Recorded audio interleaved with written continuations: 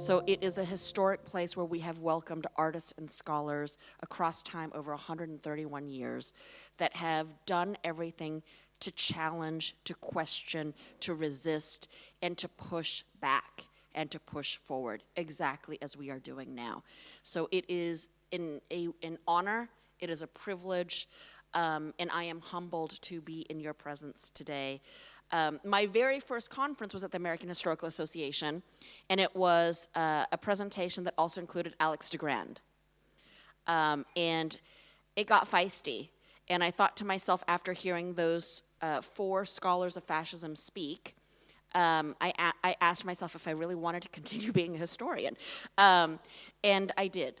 And I am grateful to see that we still have that verve, we still have that vigor, and we still have that fight, because I think we are called to activism and called to activate today. So it is my pleasure today to welcome you all to the next session, What's New in Fascist Studies 60 Years After Stanford. We will have a paper first by Marie-Anne Matard-Bonucci, Professor of Contemporary History at the University of Paris 8.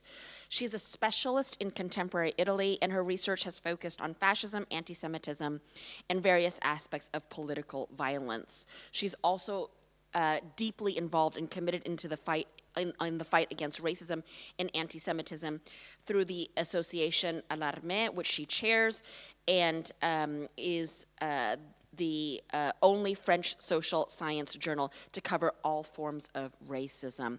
She has numerous publications, the latest of which is L'Italie fasciste et la présentation des juristes, that was published in, that's not the latest one, sorry, but in 2013. So, but I'm not going to read the rest of them because they're all in French, and I can speak in Italian, but not so well in French, so I will not embarrass you with that. So it is my pleasure, Marianne.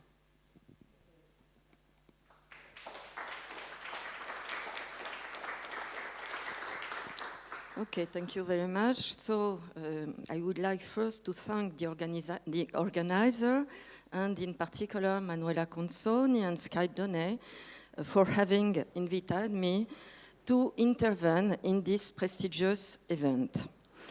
After agreeing to speak, I asked myself whether it was reasonable to have accepted so challenging is the exercise.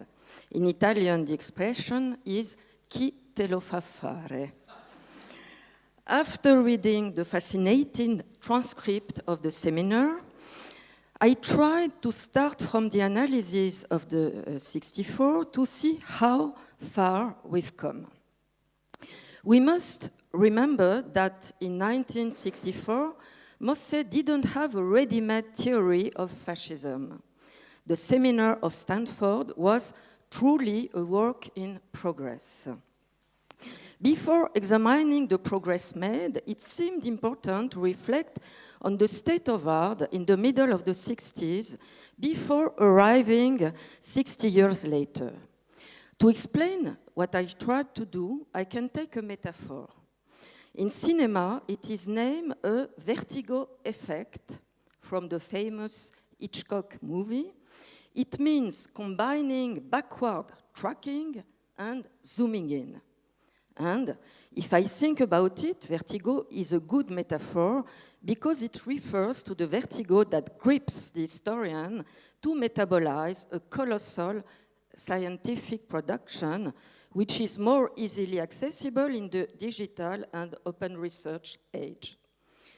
It goes without saying that this 60 years later panorama will necessarily be incomplete and schematic, and so, unlike Mosse, who seemed delighted to be like the Christian among the lions, I appeal to your indulgence. So what was the state of art in the mid-60s, and what were the tools available?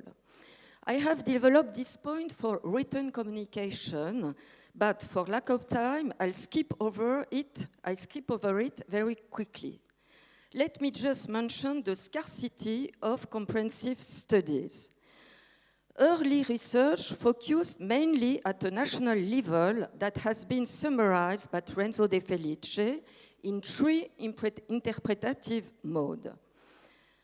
And if we compare, so you can read what were the more interpretation in those times, and if we compare history of Nazism and fascism, the panorama of historical studies was less rich for Italy, and the interpretations established during the Ventennio continue to structure thinking.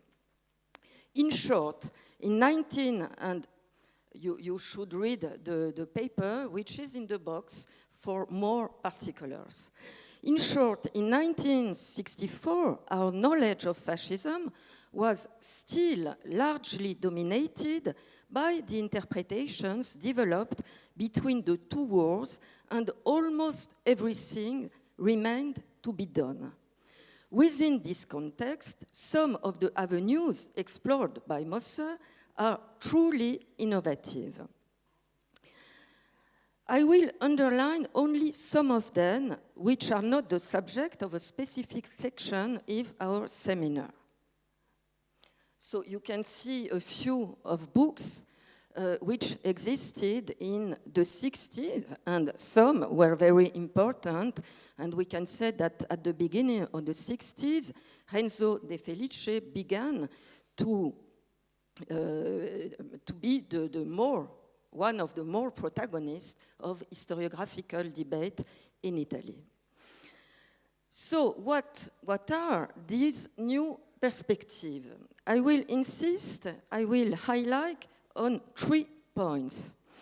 First observation, all the reflection of Mosse on fascism is determined by one question, which is, how did the Nazis came to power?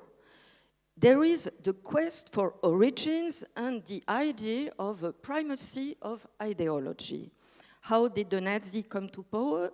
And I can maybe quote Mosse, how did the Mosse of 64, how did the Nazis come to power, etc., etc. Like many of his contemporaries, Mosse is still haunted by the question of how could this have happened, and the search for the moment when Germany embarked on a fateful course. From a chronological point of view, these questions shift gaze upstream, leading to a kind of quest for origins through the exploration of Völkisch and German romantic nationalism. Obviously, this question of the beginning of the history is highlighted by the knowledge of the end of the history. Even in the early 1960s, the Holocaust did not yet occupy a prominent place in the representations of National Socialism and more broadly fascism.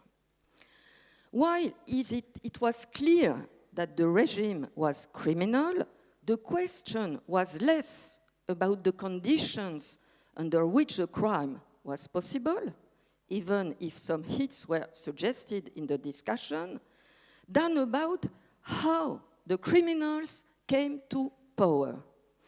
A few years before Stanford, the first real history book on the Martergreifung was published by Bracher. Okay, so I was speaking about Bracher, and the book of Bracher was one of the more important books about the way in which the Nazi came to power. As the book's title indicates, the author reflects of totalitarianism, a concept at the heart of Bracher's analysis. Unlike Bracher, Mosse approaches the question from a medium and long-term perspective, the only one, in his view, that enables us to grasp the history of ideology, which he defines as follows: ideology to me the formation of basic attitudes toward politics, toward life.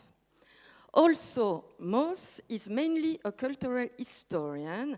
He's already proposing a highly innovative concept.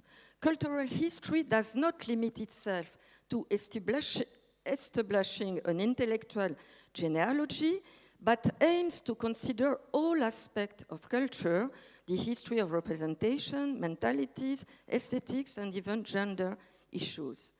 They are all issues that will be developed in later works. Nonetheless, his approach is restrictive because it undervalues the impact of the First World War and the economic and social context. Hence, the perplexity of the Marxist historian Paul Baran and the reproach to practice a mere history of ideas that can lead to plateau. Most certainly, the approach of exploring the intellectual origins of the Third Reich and more broadly of fascism is one of the directions that had been most precautiously delved into since then. Mosse was not the only one working in this direction, but he himself was to make a notable contribution to it. The 60s and 70s also saw the emergence of numerous works on the mechanism of the seizure of power. In the case of Italy, for the studies of the fascist regime, its institution and economic policies, we have to wait the beginning of the 19th. In Germany, as a result of the dispute between intentionalists and functionalists, they appear sooner. The other point, very important, is taking fascism seriously. The consequence of this culturalist and genealogical approach is to take ideology seriously. This approach is based on two assumptions. First, the idea that there was indeed a fascist ideology and culture with his coherence and the determination not to reduce fascism to gibberish, gallimatia, we said in French. Second, the refusal to see fascism exclusively as an anti-movement. This approach, according to Mosse, quote, denies ideological sincerity to the movement. Here again, we're talking about a truly new perspective that was to flourish from the 19th onwards in the wake of historians such as Emilio Gentile, Griffith, and Itwell. I think at the numerous theoretical works on ideology, often linked to the rise of the concept of totalitarianism. I think at the studies of intellectuals and academic or cultural institutions for Italy and Germany. This approach had many heuristic virtues. It can be highlighted in two areas in particular. First, the blooming of works devoted to the study of law in the fascist and Nazi regime. The notion of fascist law could be considered an oxymoron and a hazardous undertaking for fascist regimes born of the negation of the democratic rule of law.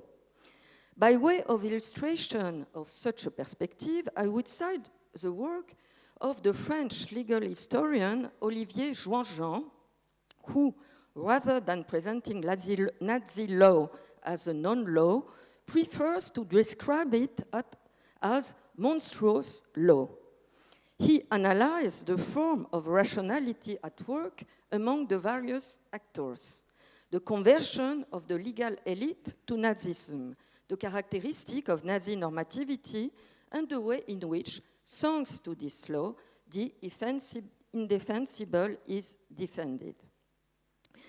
Second point, we could mention the study of racial sciences in Italy and Germany. Obviously, today we consider them as pseudo-sciences, but they haven't nonetheless mobilized researchers and institutions and contributed to justify oppressive policies. The third insight I'd like to return to concerned our reflection on the revolutionary nature of fascism. So here we have a real important approach, and you can read the analysis of Mosse. So for Mosse, if there is a revolutionary dimension, a political one, it doesn't translate into an economic and social one. The idea of a displaced revolution seems to me of particular interest, not least for understanding current national populist movement. We'll speak about Saturday, I think. The revolutionary dimension was largely ignored by most interpretation of the time, particularly Marxist ones, but it was already present among some analysis of totalitarianism. For example, in the book, very interesting, of the political scientist Zygmunt Neumann, as you can see here. For Neumann, the revolutionary dimension is close to what Hannah Arendt described as the need for movement in totalitarian regime. For Mosse, the revolutionary dimension goes far beyond a simple logic of permanent radicalization. It's a project of anthropological revolution that is at work in fascism, even he didn't use those terms in Stanford. The revolutionary dimension in the political sense of the term was later explored in the work of Renzo De Felice, whose admiration for Mosse is well known. Emilio Gentile, a follower of Mosse and De Felice, and one of the leading contemporary historians of fascism, will make an essential contribution by exploring the various facets of fascism project of anthropological revolution, and more broadly by analyzing the links between religion and politics. This revolutionary dimension of fascism has inspired theoretical reflection, and it is the core of the one-dimensional definitions of the fascist minimum. It also generated works on the policies implemented to forge a new society and a new man. Hence, the countless works devoted to youth education, issues very present in Stanford, and the rituals and practices of fascist religion. I would like now to speak about some dotted line questions in Stanford. First of all, we have to speak about the definition, the question of the definition. It was noting that Mosse is very relaxed about the definitional issues that would later obsess some scholars of fascism. His proposed definition of fascism evolved during the seminar. As we know, from the 1918s onwards, this question on definition will lead to particular heated debates among historians. Why such an endless debate? It can be analyzed as a symptom of the difficulty to conciliate empirical and theoretical approaches and the methods of historians and political scientists. On the one hand, there are inductive, multidimensional definitions based on historical reality and striving to involve as many characteristics as possible. The most emblematic from this point of view is the one by Emilio Gentile. You can read it at the left.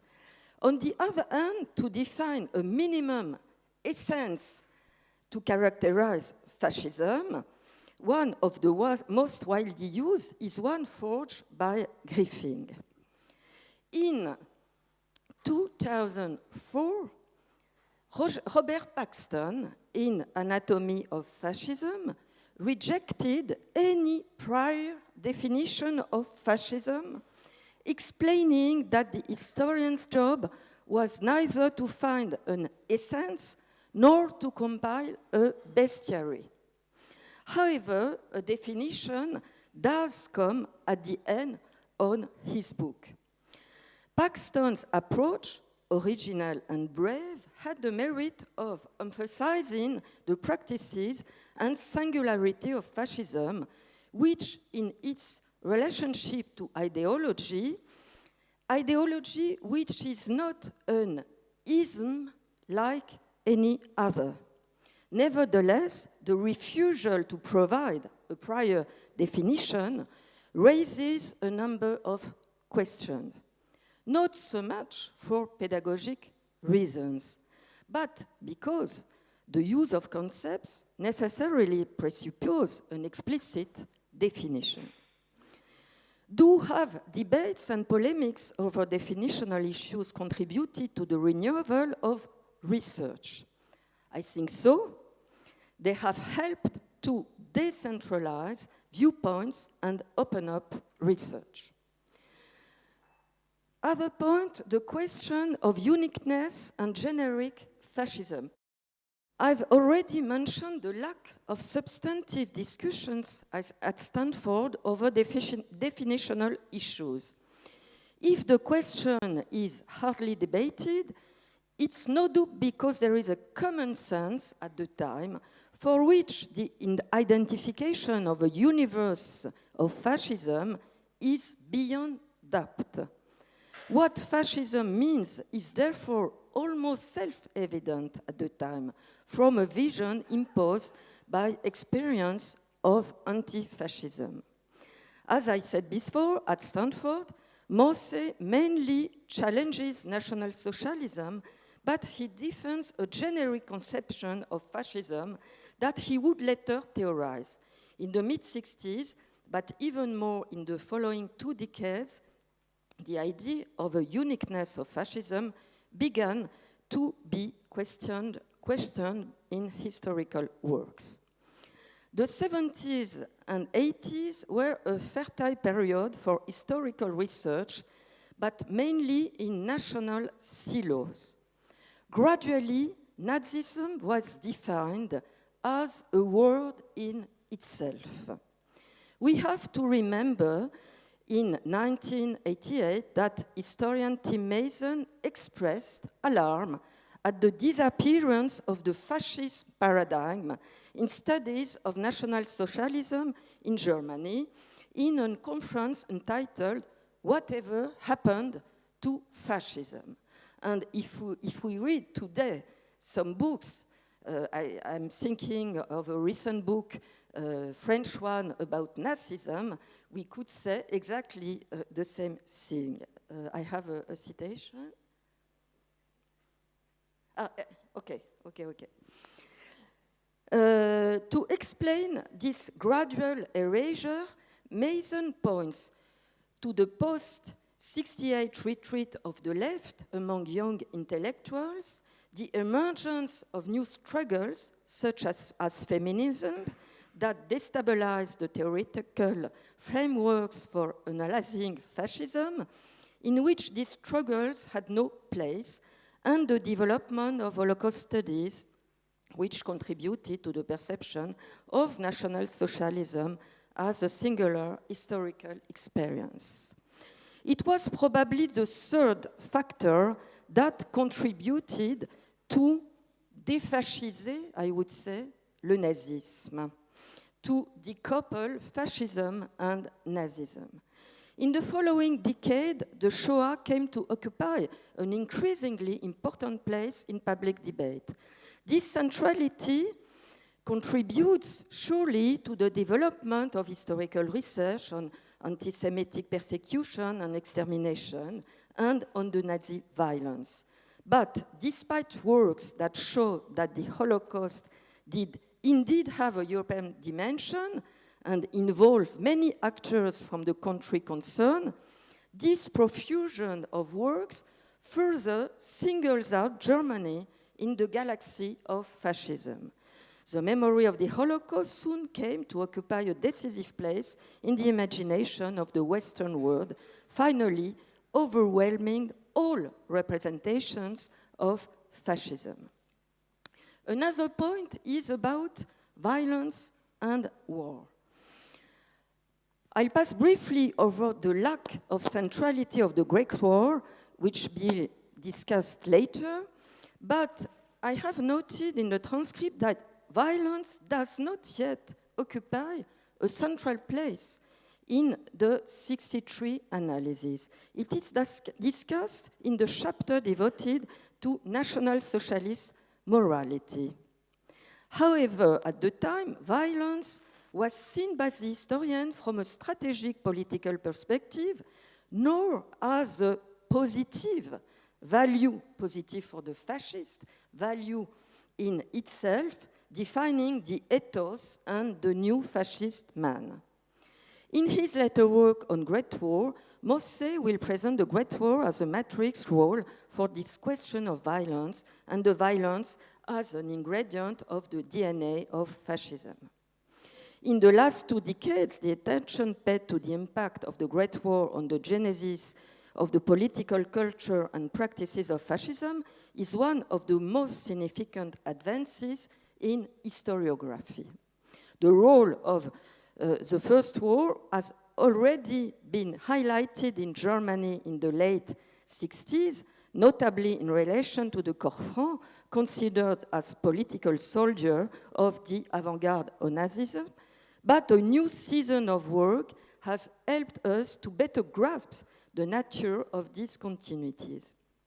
We can mention the very relevant book of Robert Gerhardt. Violence is now considered not only for its consequences, but also for its practical dimensions and for its place in fascist rituals, liturgy, whether it be Nazi-fascist or Nazi-fascist or Francoist violence. I will end by the last point, which is, I think, the more important renewal in the last 2 decades, which is the new focus of the transnational approach. Please. Have we seen Mosse announced his intention to study fascism as a European movement? It has to be said, however, that this call has been little-headed. So I would like first to speak, yes, about the ups and downs of comparatism. I am trying to write a history of fascism, and I can see that the real comparatist works are very few. In 1979, Mosse edited a volume entitled International Fascism, New Thoughts and New Approaches, which is in fact a collection of case studies. Very few of the works that approach fascism from an international perspective deal with a real comparative reflection. Authors juxtapose case studies. We can note, however, notable exceptions: Lacour, Milza, Colotti, and Paxton in the 70s and 80s. I have analyzed in my paper why it's so difficult to produce a comparative history, but I think I will let you read the paper because maybe my time is near over. But the thing interesting is to understand that as it was difficult for reasons I can't analyze now to produce this comparative history between Germany and Italy, for example, the history of the transnational history of fascism is developed for the last 2 decades. So my last points toward a transnational history. It is only in the last 2 decades that research with comparative dimension of Italian and German fascism has emerged about specific topics: foreign policy, the question of violence. I read with great interest the book of Sven Reichard, or on specific aspects such as leisure policy, where Italy was clearly a model. This renewed interest in the comparative approach must be seen in the wider context of the rise of transnational approaches. The transnational opening up of the historiography of fascism is part of a movement whose genealogy is probably not identical from country to country. It lies at a crossroads of several broader developments in historiography in the fields of cultural history, history of international relations, and the history of migrations. The transnational perspective had made it possible to go beyond the rigid framework imposed by comparative history by introducing the notions of transfer, entanglement, and connections. The concept of cultural transfer, which was particularly popular in French in academic world of Germanic studies, fortunately inspired the first collective works on a comparative and transnational approach to history. At the crossroad of the history of international relations and cultural history, the field of the history of international cultural relations has also given rise to a multitude of works on the phenomena of reciprocal influences, transfer, and appropriations. Thus, numerous studies have focused on the individual or collective travels within dictatorships, as well as on some of the figure or cultural and scientific mediators. These studies reveal not only reciprocal influences, but also phenomena of exchange, models and counter-models, reception and reappropriation. We can only agree with Federico Finkelstein's analysis in a work that contributes to this novel approach when he says that beyond national context and restricted theories, fascism then becomes a traveling political universe. I had the quotation, I see. The history of migration and population movements has drawn researchers' attention. Okay. Okay. No, ça fait rien. Thank you. The history of migration and population movements has drawn researchers' attention to the ways in which fascist doctrines were exported to Italian and German community abroad, and to the link between endogenous fascism and the foreign imprint. A number of books have demonstrated the value of studying fascism from this perspective transnational. In 2017, the collective work Fascism Without Borders was an important contribution. May I have 5 minutes? Yes, thank you. I'd like to illustrate the benefits of such an approach in 3 areas. First, about the fascist movement abroad. We have a lot of works now about fasci all'estero, AOI, but we don't have, and it would be very useful, we have it only for Latin America, a comparative analysis of Italian and German strategies towards this community abroad. Second point, the corporatism. Once again, this highlights the role of Italian fascism as a laboratory and generator of doctrines.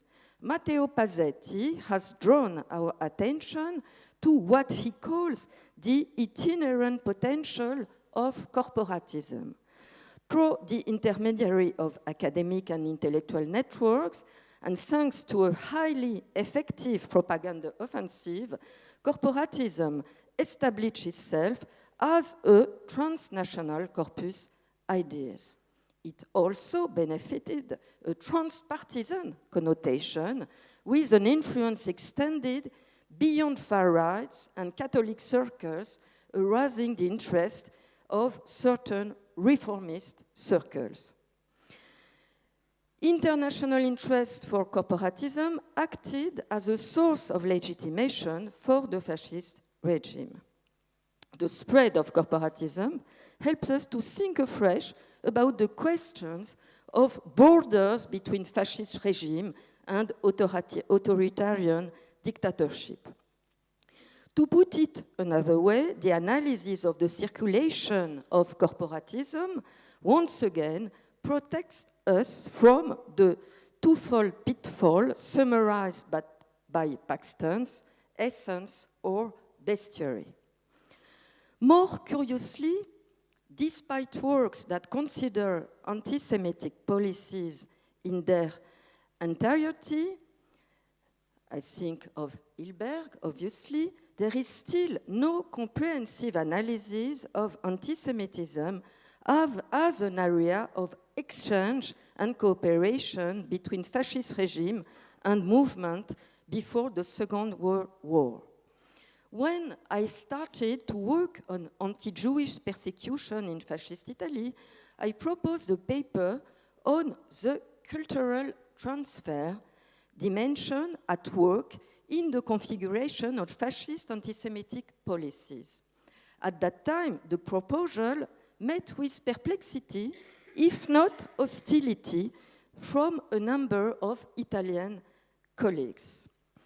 These were times in which, in the midst of the offensive, very justified, against the myth of the Bravo Italiano, historians were emphasizing the autonomy of the Italians in the decision-making process of 1938.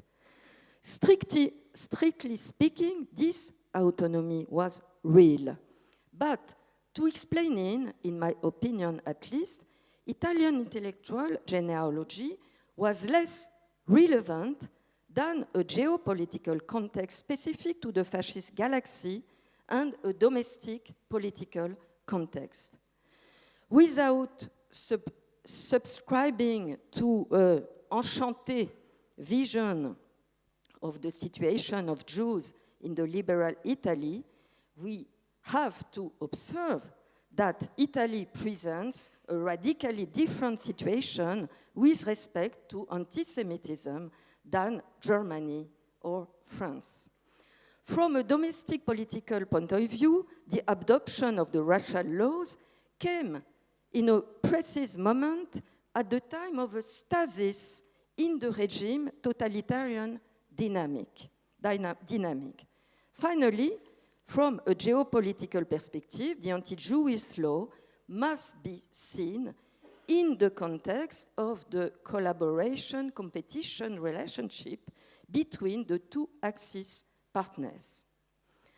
Rather than ignoring Germany, elephant in the room, and considering the racial laws as the revelation of a fascism that was anti-Semitic from the outset, it seemed preferable, in my opinion, to reflect on the mechanism of 1938 in the context of a dynamic specific to fascist regime and their totalitarian nature. To conclude, I'd like to emphasize the virtues of the transnational approach. Useful to play down the question of definition. If we accept that fascism and National Socialism were indeed matrix regimes, they appear as forms of yardstick, yes? Yardstick, yeah. Okay, for observing affinities and variations. It allows us to understand fascism as a universe or nebula As a universe, fascism is on the rise in the interwar period. Like a universe, fascism is in motion with dynamics of attraction and repulsion, of exchanges between unequal forces. Like the universe, it is structured about stars, stars without positive connotation, rising or waning stars, Italy and Germany. The notions of fascist effect or reverberation are useful tools for thinking about their relationship.